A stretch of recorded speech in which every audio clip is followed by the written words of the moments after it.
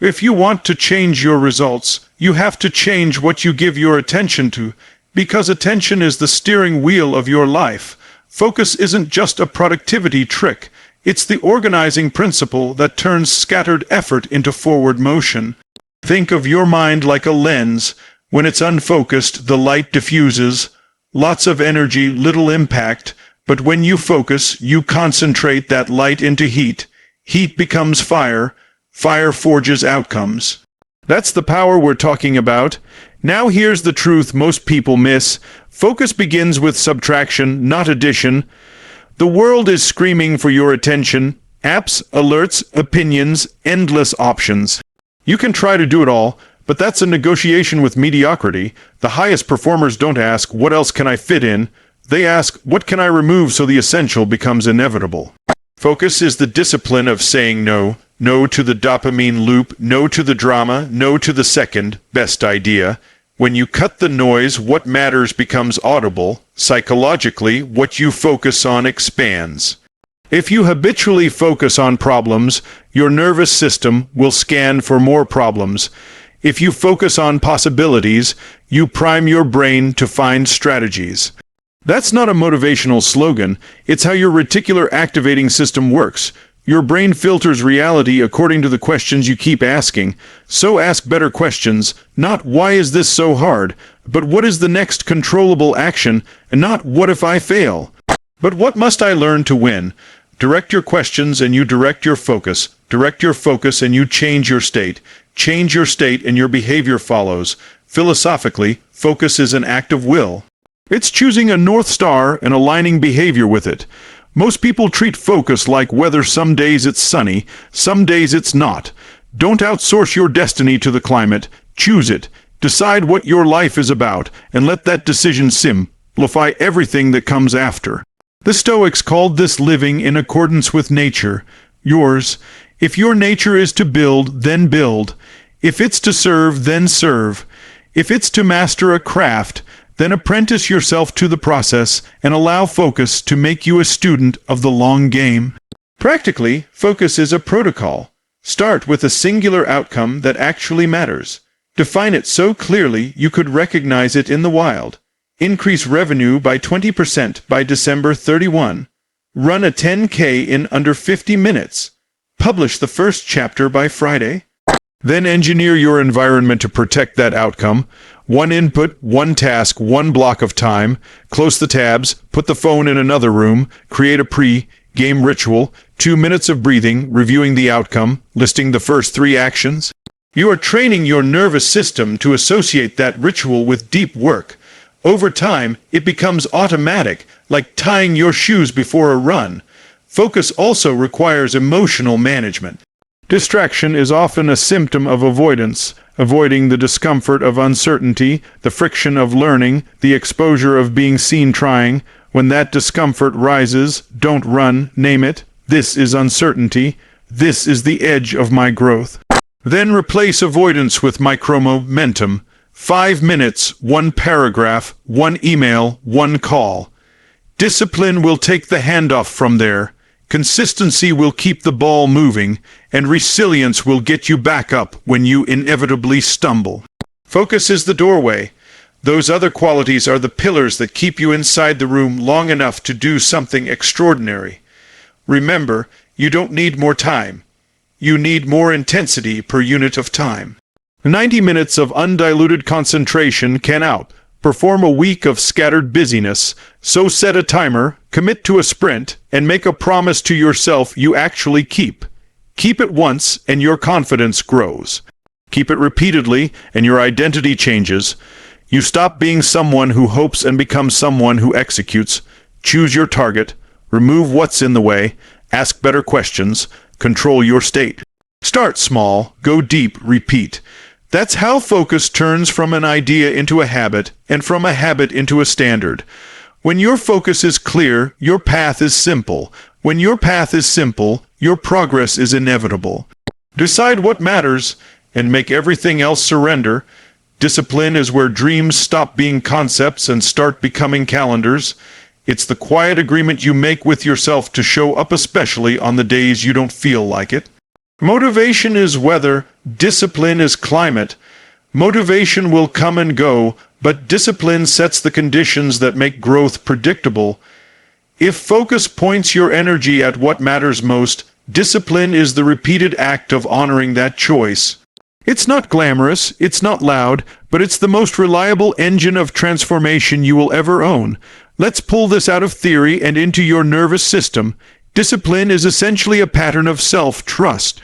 Every time you keep a promise to yourself, your brain updates its model of who you are. It learns, when I say I'll do something, I mean it. That identity shift matters more than any single result, because identity drives behavior long after motivation fades. The opposite is also true. Every time you break your word to yourself, you signal to your nervous system that your commitments are negotiable. Then procrastination isn't just a habit, it becomes a story about who you are. Change the story by keeping the promise, even in the smallest unit of action. Philosophically, discipline is freedom.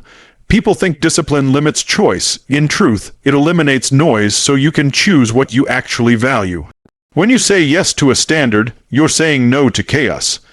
The Stoics would call this living by virtue, placing reasoned choice above impulse. The athlete who trains at dawn is not constrained. They are liberated from the tyranny of mood. The writer who drafts daily isn't imprisoned by routine. They're free from the anxiety of waiting for inspiration. Freedom isn't doing whatever you feel like. Freedom is doing what you decide consistently. Psychologically, discipline works because it reduces friction. The more steps between intention and action, the more chances your brain has to negotiate with comfort. Remove the steps. Lay your workout clothes out the night before. Pre-commit your writing time on the calendar. Automate the decision so the only choice left is start. Once you start, momentum carries you further than you think. This is why commitments are powerful. 5 minutes to begin, 1 paragraph to write, 1 call to make. The point isn't the size, the point is the pattern. You are training yourself to initiate. Here's the part people resist. Discipline requires boundaries with your future self. The future self is a master negotiator. I'll do it later. I worked hard yesterday. I deserve a break. Empathize with that voice. It's trying to protect your energy. Then give it a better job. We rest after we deliver. Create bright lines that are not up for debate. Non-negotiables. For example, I train 4 days a week. I write 500 words before checking messages. I don't miss family dinner. Non-negotiables shrink decision fatigue and amplify integrity. The rule isn't there to punish you. It's there to protect the version of you you're becoming. Discipline also has a relationship with emotion that most people misunderstand.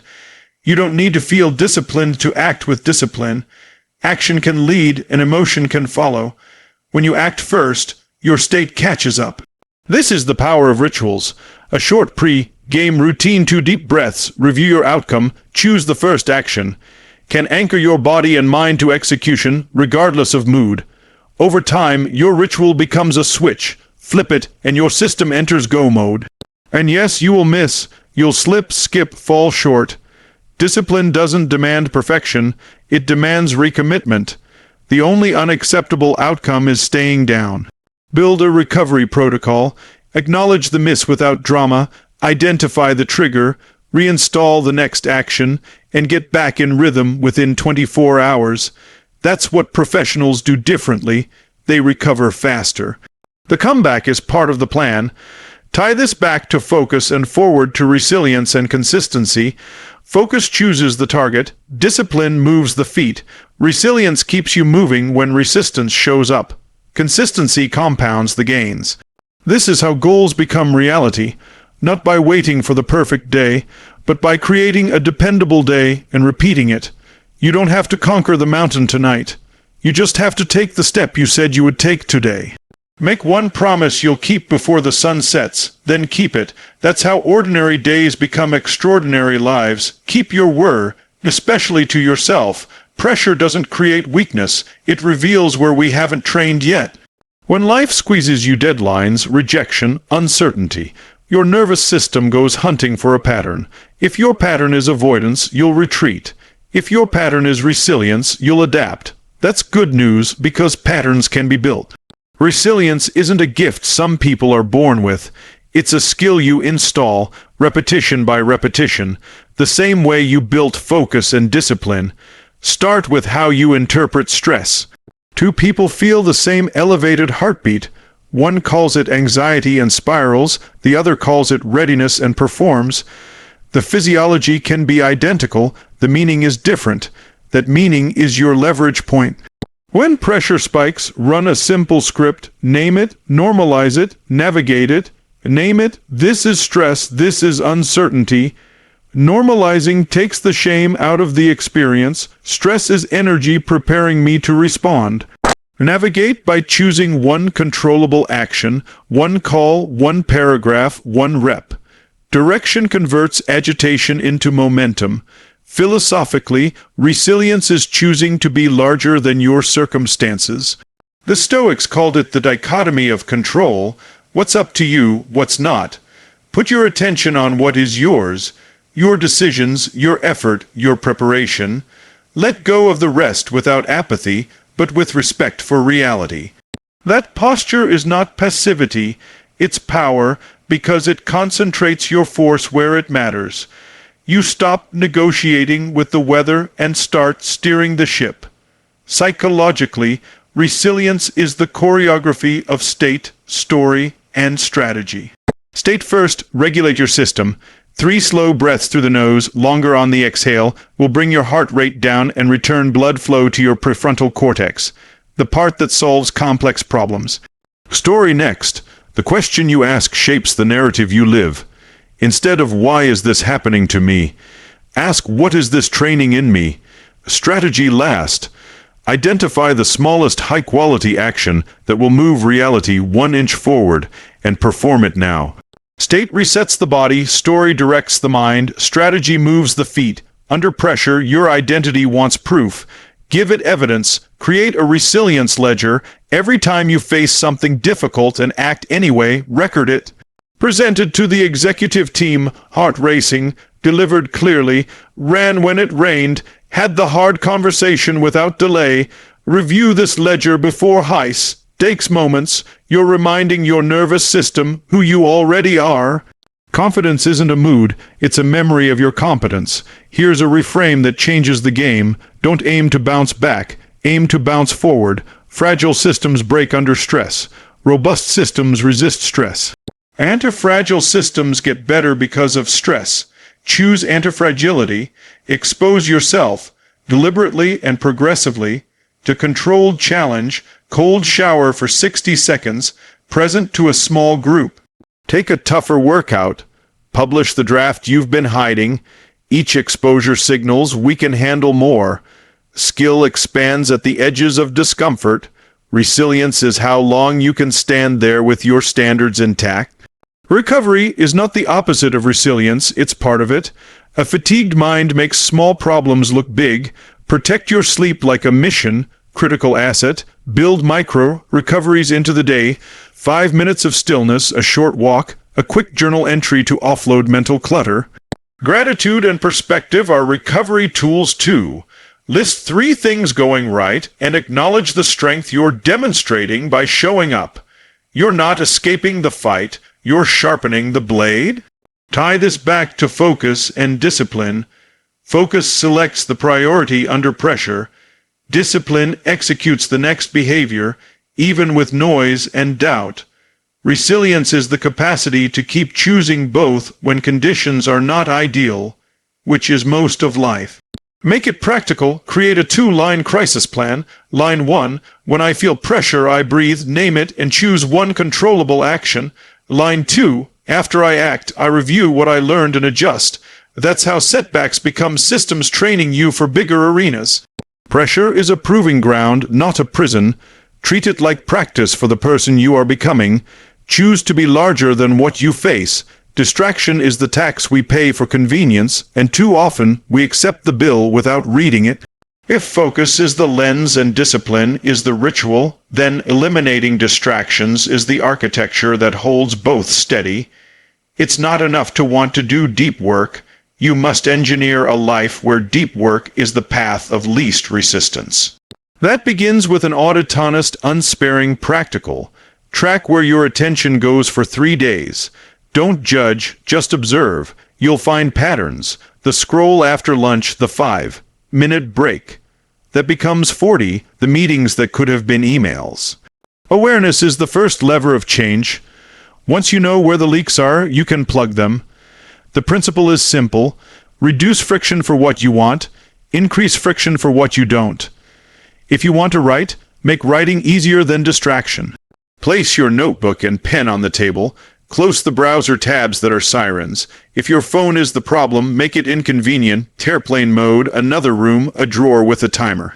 For things that pull you toward low-value busyness, add a small step. Require 3 minutes of hesitation before opening the app. That extra friction is often enough for your prefrontal cortex to choose the higher value action.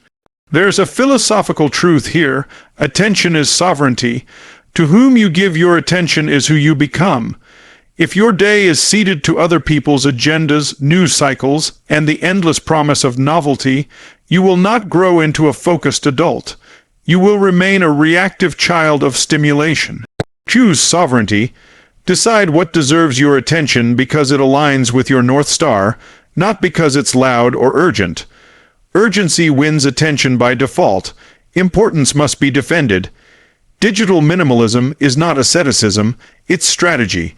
Curate your inputs the way a museum curates its collection.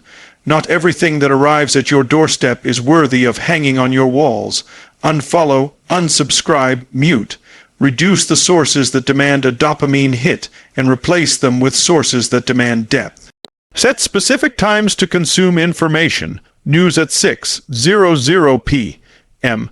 Social media for 20 minutes after dinner, so you control consumption instead of it controlling you.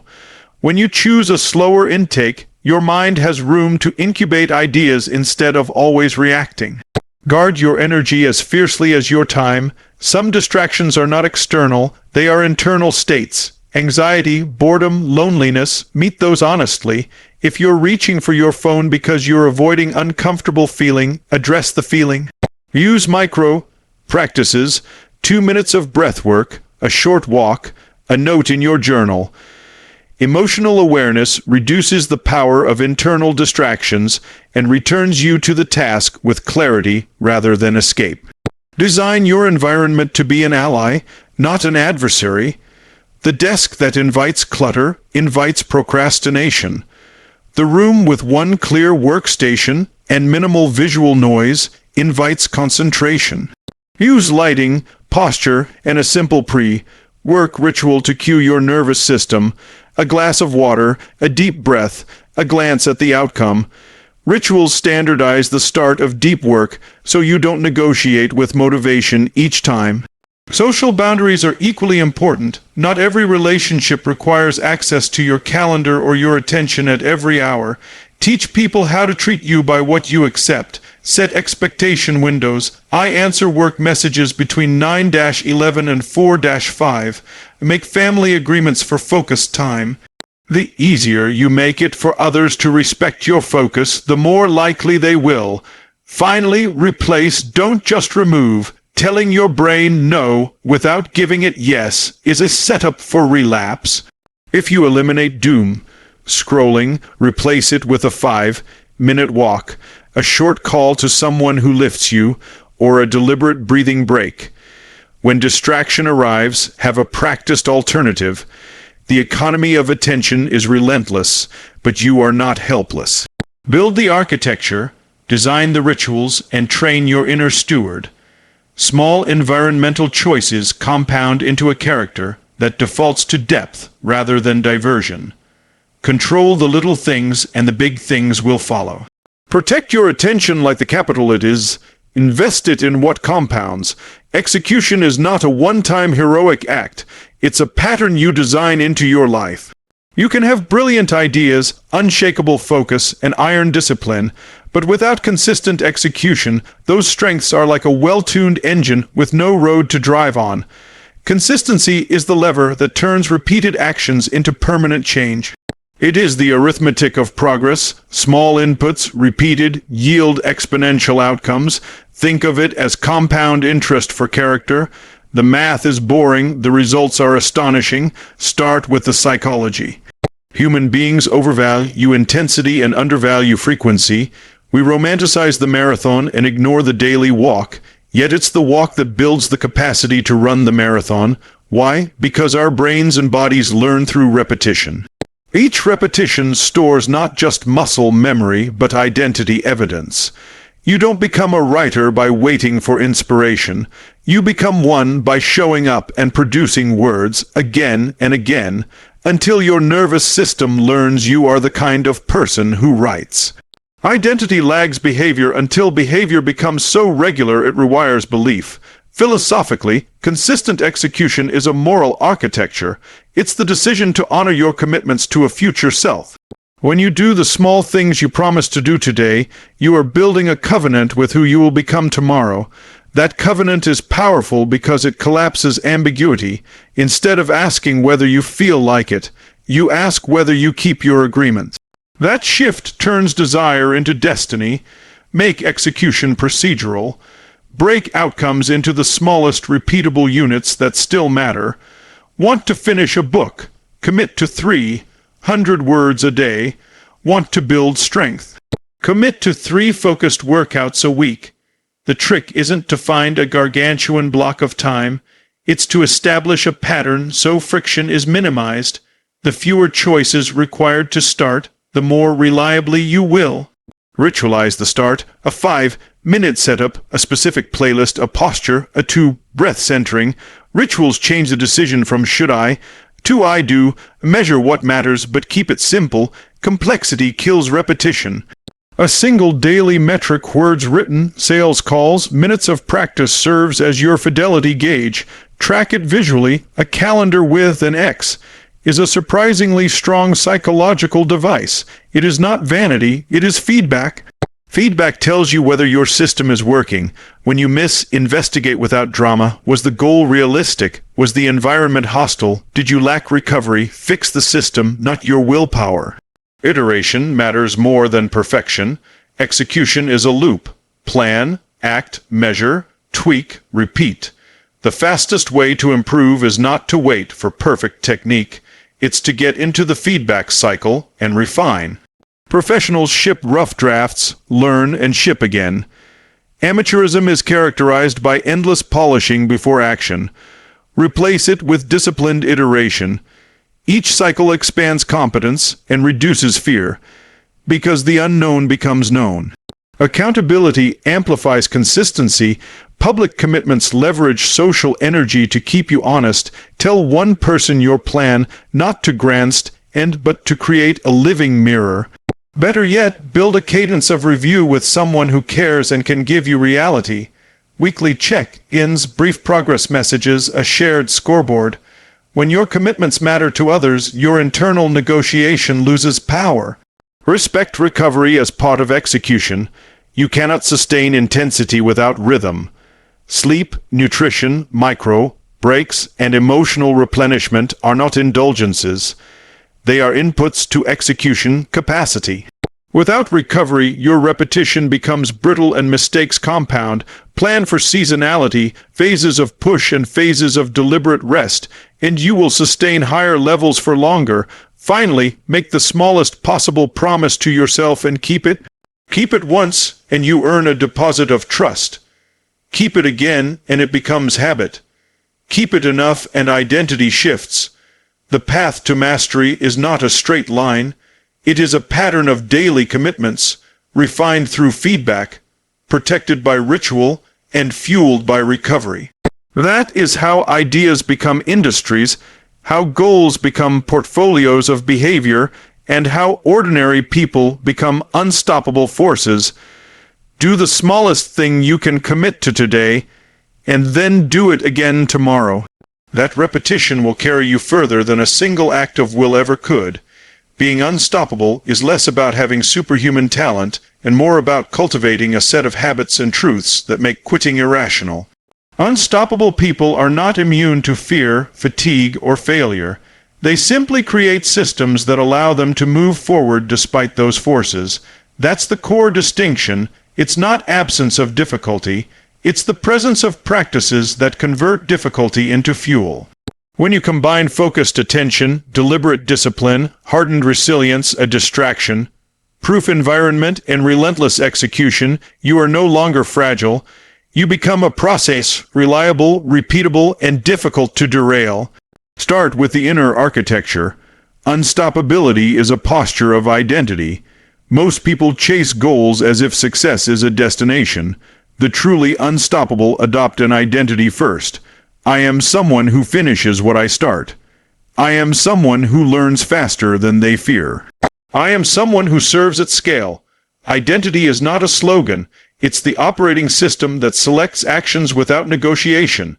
When your identity aligns with your highest aspirations, your decisions become automatic because they are congruent with who you already believe you are.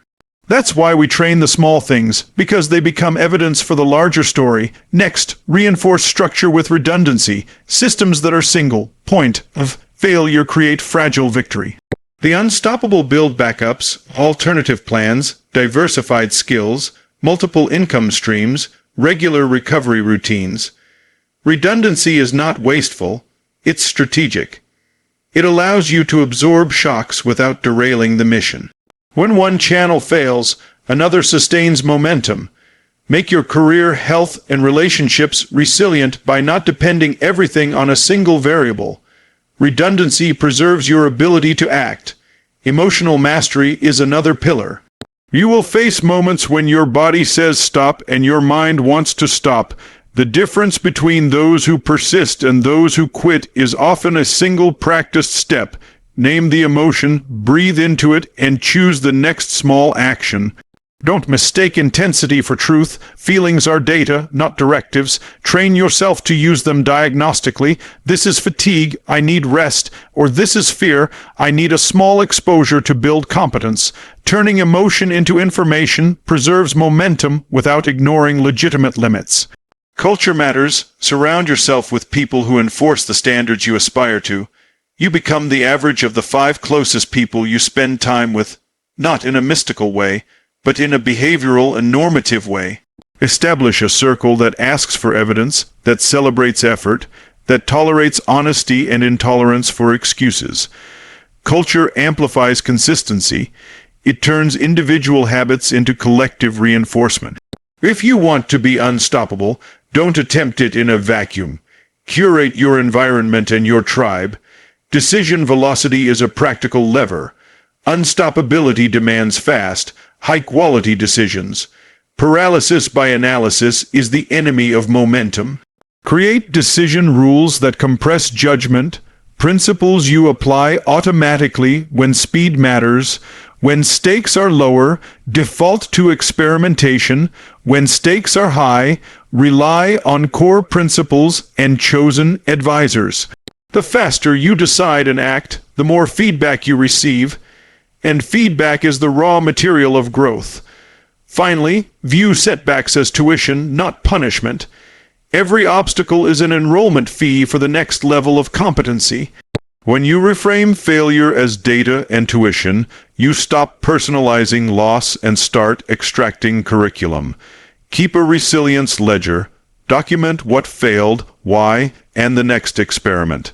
That discipline converts pain into preparation and means every fall advances you in the school of mastery.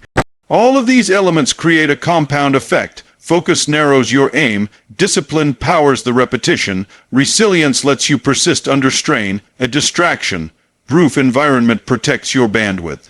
Execution turns intention into output. Put them together and you've built a machine that doesn't rely on mood or external approval. It relies on systems, identity, and practice. You won't feel unstoppable every morning, and that's fine. The point is that you have arranged your life so that even when you feel small, your habits are large enough to carry you. Unstoppability is not a dramatic event. It is the quiet multiplication of choices made reliably over time. Decide who you will be, build the systems to support that decision, and then refuse to negotiate with excuses.